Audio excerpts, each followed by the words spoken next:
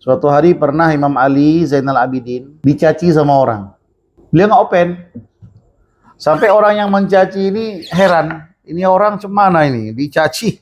Nggak ada pengaruh sedikit pun.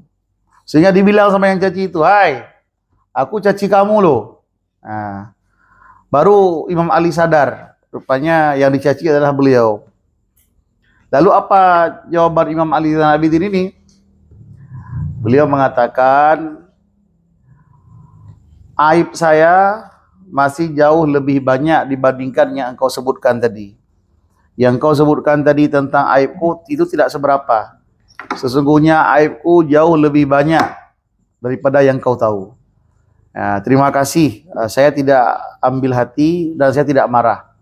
Akhirnya beliau mengambil selendangnya, ngasih kepada orang yang mencacinya tadi. Nah, udah dicaci dikasih selendang lagi.